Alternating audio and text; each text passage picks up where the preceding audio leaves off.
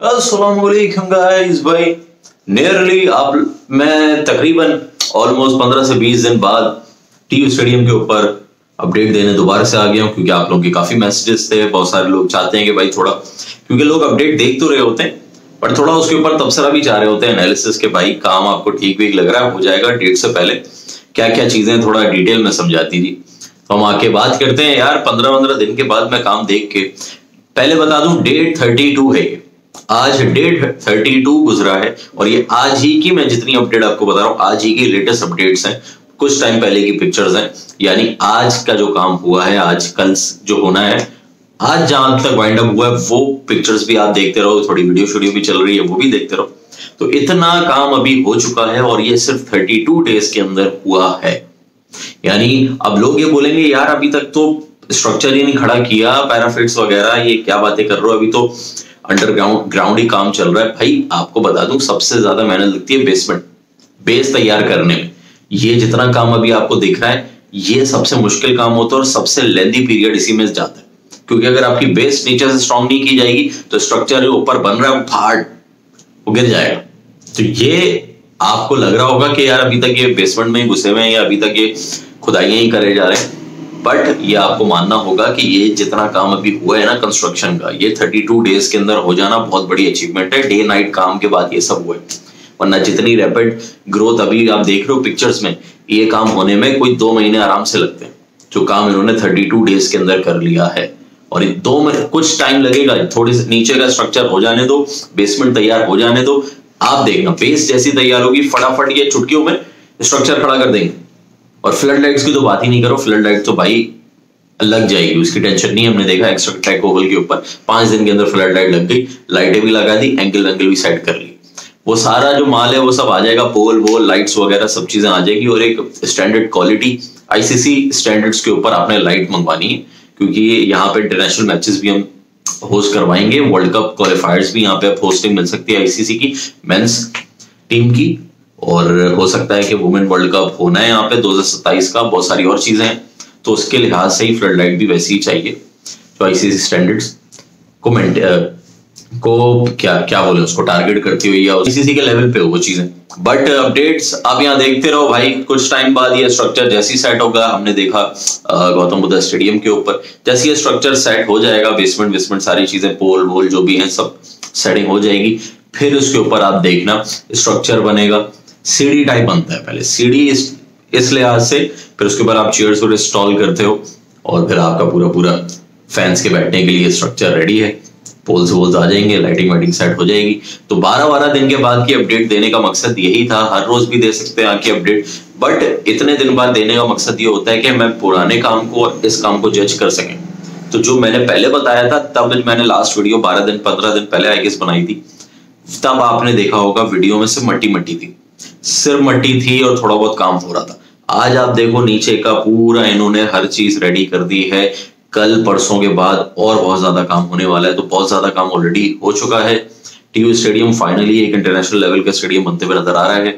माना मैंने कि यार एक हमारी ओल्ड यादें वाबस्ता हैं पुराने स्टेडियम के साथ, बट वो एक हमारा एक ओल्ड स्कूल स्टेडियम जो हम बचपन से देखा बहुत सारे लोगों ने, तो एक है यार, एक याद बाद उससे जुड़ी होती है। बट जो अब हो रहा है, सेटअप बन रहा है अब नया, वो और यादें जुड़ाएगा और बहुत सारी चीजें इसके साथ साथ हमें मिलती हुई नजर आएंगी। देखो टाइम के साथ साथ ग्रो भी करना होता है। माना कि भाई एक होम ग्राउंड था और एक पुरानी वाइब और बहुत सारी एक क्या कहें उसको, ओल्ड इज गोल्ड वाली चीजें जो आजकल लिख रहे हैं लोग कि यार पुराना की एक अलग बात थी, हम आराम से बैठ के देखते थे ग्रास पे और ये वो। अब जैसे मेरे भाई टाइम चेंज हो रहा है, हमें इंटरनेशनल मैचेस करवाने, इंटरनेशनल टीम्स और लानी है, बड़ी डेस्टिनेशंस। तो जब बड़े डेस्टिनेशंस आते हैं तो स्टेडियम इस क्वालिटी का हो कि रूफ हो, सिक्योरिटी के मसले ना हो, ताकि आईसीसी की डेलीगेशन टीम जो है वो देख के बताए हाँ भाई बड़ी टीम आ सकती है। और जो डेस्टिनेशन बड़ा मुल्क विजिट करते हैं वो अपनी खुद डेलीगेशन टीम भेजते हैं सिक्योरिटी चेक करने के लिए, तो उनको कोई भी मसला ना हो, ना वो कोई चीज बोले, क्योंकि ऐसे ओपन स्टेडियम के अंदर बहुत बड़े मैचेस हो नहीं सकते। उसके बाद फिर उनके लिए भी फैसिलिटीज होनी चाहिए, पवेलियन रेडी होना चाहिए, अंदर ड्रेसिंग रूम्स रेडी होने चाहिए, बहुत सारी और फैसिलिटीज जो कि एक बेसिक होनी चाहिए स्टेडियम में, वो भी नहीं थी। तो वो भी हमें बनानी है, पवेलियन वगैरह हर चीज नए सेटअप पे बन रही है और फ्लड लाइट तो मस्ट है। इस दौर के अंदर मतलब हम जिस टाइम में अभी चल रहे हैं, दुनिया अभी बहुत आगे निकल चुकी है टेक्नोलॉजी में, और अगर हम 2025 के अंदर भी फ्लड लाइट वाला स्टेडियम नहीं है तो फिर ये बहुत खराब बात होती है। इस लेवल पे तो फ्लड लाइट तो मस्ट है भाई। पहले आईसीसी का होता था कि भाई स्टेडियम्स के अंदर फ्लड लाइट ना भी हो तो उसको इंटरनेशनल लेवल का काउंट करके आईसीसी के मैचेस हो जाते थे उधर। अब नहीं होता, क्योंकि भाई अब आवाम जो है T20 क्रिकेट की शौकीन है, और T20 क्रिकेट हो या ओडीआई क्रिकेट हो, वो भी डे नाइट में ही खत्म होते हैं। ओडीआई मैचेस भी दोपहर 2 बजे से शुरू कराए जाते हैं, कोई सुबह के 9 बजे नहीं शुरू होता, अब ना 10 बजे शुरू होता है, दोपहर के 2 या 2:30 बजे शुरू होता है, वो रात के 10 बजे 9 बजे तक चलता है।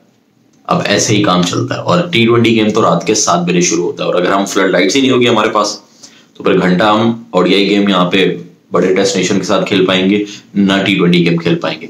इसीलिए पारस काटका ने और कैन मैनेजमेंट ने ये क्या नाम है किया कि जाके आपकी जो डेस्टिनेशन के साथ सीरीज होनी है वो आप यूएई में जाके खेल रहे हो, दुबई में हो सकती है, शारजा या अबू धाबी, जहां भी आप खेल रहे हो, इधर आपने खेलना है। सोचो कि वो सारा गेट मनी जो कि वो कमाएंगे वो नेपाल को मिलता।